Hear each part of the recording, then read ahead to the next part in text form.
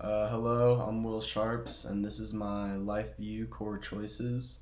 So, for the first question, explain what David Brooks means by resume virtues. And essentially, what these are the skills and accomplishments that you would put on your resume. It's what you would bring into a marketplace or work environment. It'd be something like skills like working with Excel or holding a previous position at a company would be an example of a resume virtue, where you went to college, what your grades are, and things like this. For the second question, explain what David Brooks means by eulogy virtues. And eulogy virtues are a much more personal virtue, and they tell a far greater story about who you are. These virtues pertain to the type of person you are, the relationships you have built, and the impact you have on others.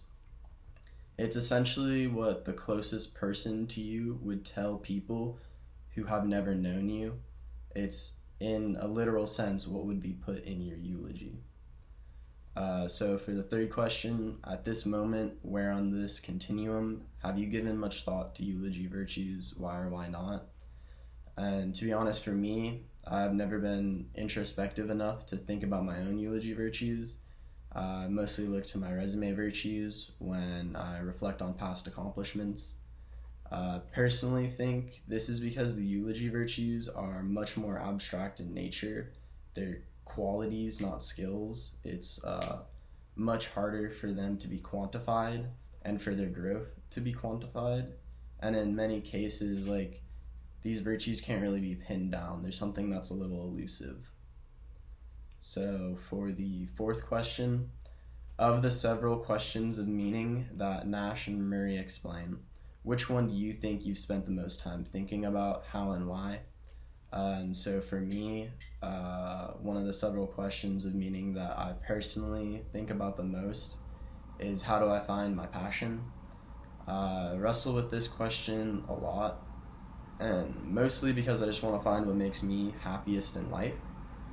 And I feel like with so many possibilities and so many different life choices that you can make, it's hard to decide which is the correct path for myself.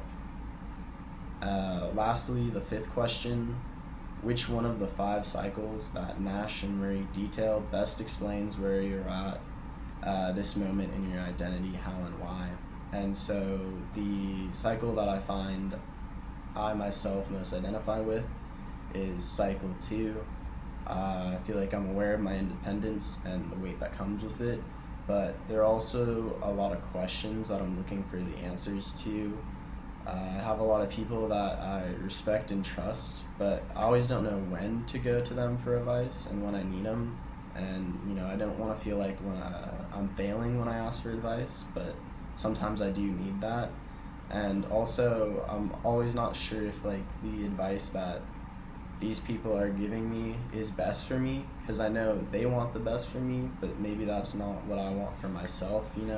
Maybe the life path that they've chosen for me is not the one that I want to take.